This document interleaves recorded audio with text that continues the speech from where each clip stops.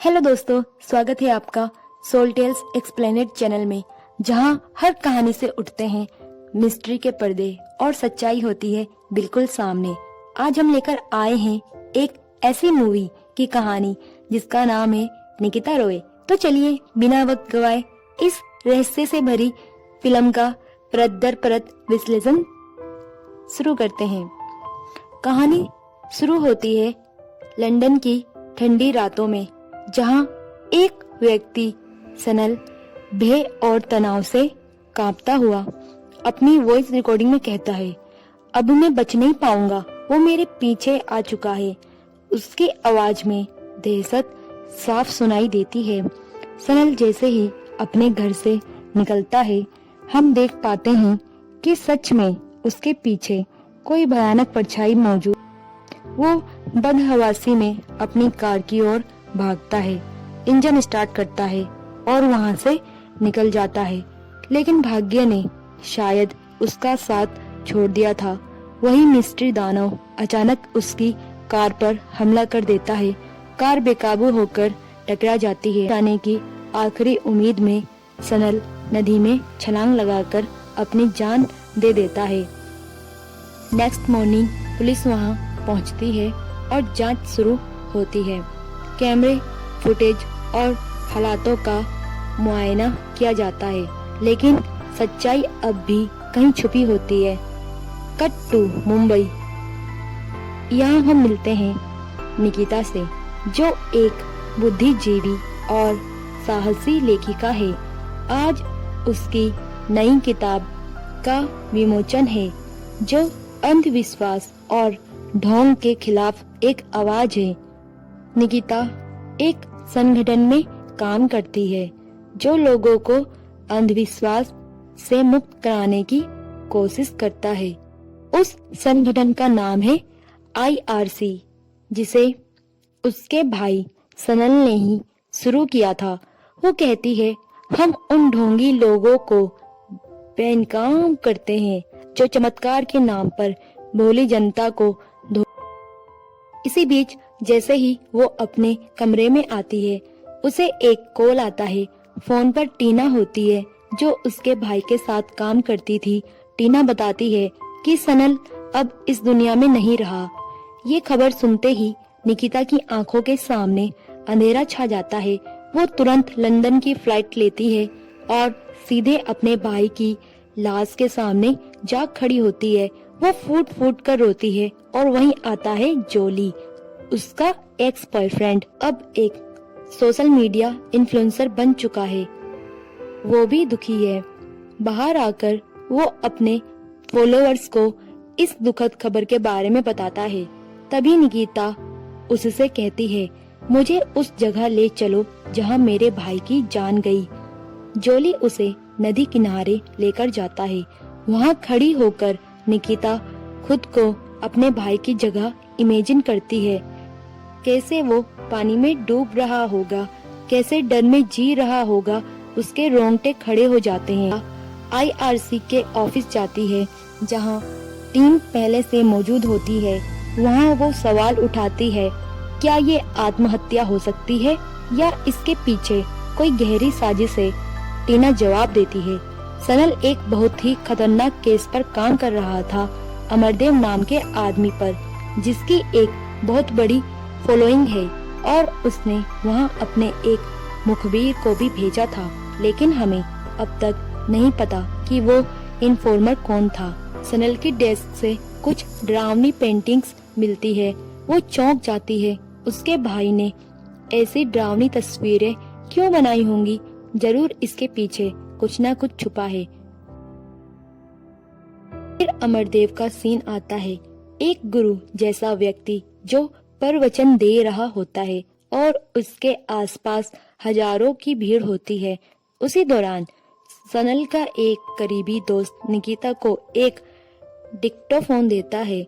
जैसे ही वो उसे सुनती है, सनल की आवाज आती है, उसने मुझे 3 दिन का वक्त दिया था, पर मैंने उसे गंभीरता से नहीं लिया और अब मुझे समझ नहीं आ रहा मेरे साथ क्या हो रहा है। ये सुनते ही निकिता का शक यकीन में बदल जाता है। उसे पूरा भरोसा हो जाता है कि अमरदेव और उसकी संस्था ही उसके भाई की मौत के जिम्मेदार है। टीम उसे समझाने की कोशिश करती है कि अब कुछ कर लेने से क्या होगा, लेकिन निकिता की आंखों में अपने भाई के लिए बदला लेने की आग जल रही होती है। जोली उसके इस मिशन में उसका साथ देने का वादा करता है। निकिता पुलिस स्टेशन जाती है और केस की जानकारी मांगती है। पुलिस अधिकारी बताता है कि जांच के हिसाब से ये आत्महत्या का मामला है। कोई सबूत नहीं मिला जो हत्या साबित कर सके, लेकिन निकिता हार मानने वालों में से नहीं थी।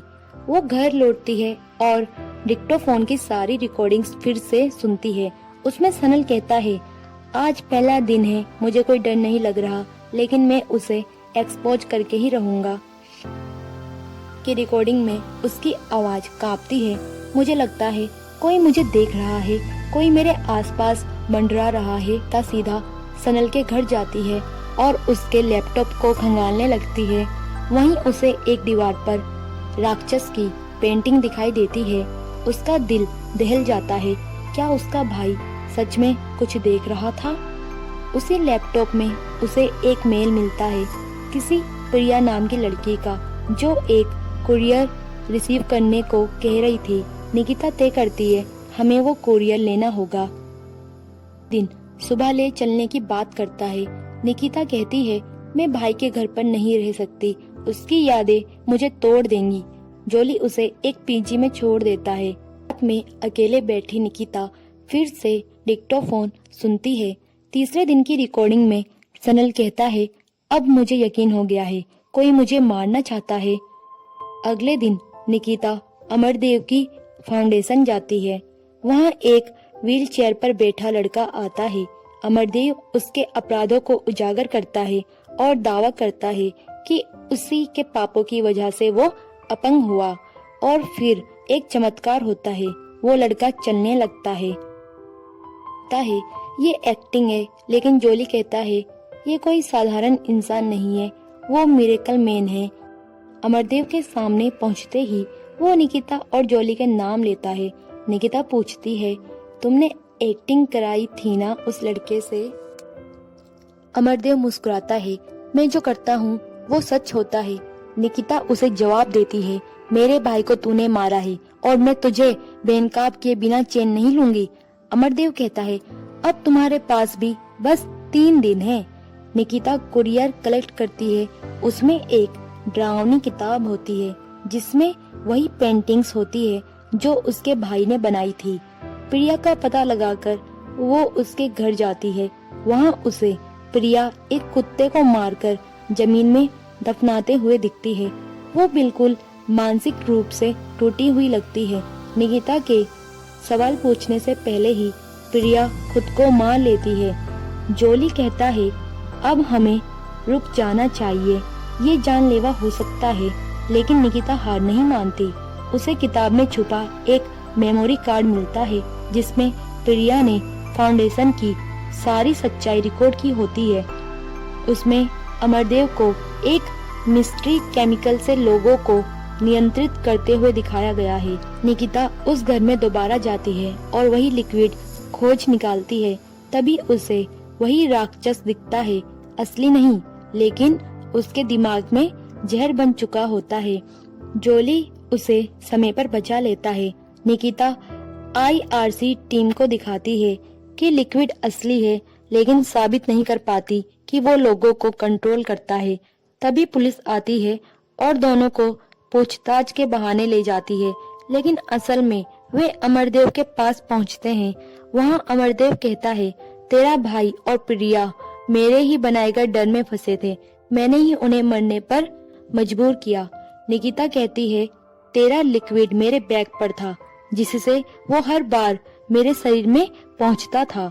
यही वजह थी कि मैं भी डरने लगी थी। लेकिन उसी लिक्विड का एक एंटीडोट भी था जो जोली ने खोज निकाला। अमरदेव हंसता है, लोग अब भी मेरी पूजा करेंगे, तू क्या कर लेगी? निकिता कहती है, तेरी बायोलैब अब सबके सामने आ चुकी है और ये सारी बातचीत लाइव हो रही है। जोली के स्मार्ट क्लासेस से लोग उग्र हो जाते हैं। अमरदेव की पोल खुल जाती है। पब्लिक उसके खिलाफ भड़क उठती है और अमरदेव को उसकी सच्चाई का स्वाद चखाती हैं। निकिता और जॉली एक शांत सुबह की ओर बढ़ते हैं जहां सच्चाई ने अंधकार को हरा दिया। तो दोस्तों, ये थी निकिता रॉय की थ्रिलर और डर से भरी कहानी, जिसमें विज्ञान ने अंधविश्वास को चुनौती दी। अगर आप सायरा मूवी को देखना चाहते हो तो मैंने उसका लिंक डिस्क्रिप्शन में दे दिया है, आप जाकर वहां पर देख सकते हो। अगर आपको ये कहानी पसंद आई हो तो सोल टेल्स एक्सप्लेनेड चैनल को जरूर लाइक और सब्सक्राइब करें। बेल आइकन दबाइए ताकि अगली कहानी आपसे मिस ना हो। वीडियो को शेयर करना ना भूलें और कमेंट करके बताइए कि कहानी ने आपको कितना छुआ। मिलते हैं नेक्स्ट वीडियो में एक और दिल को छू जाने वाली कहानी के साथ।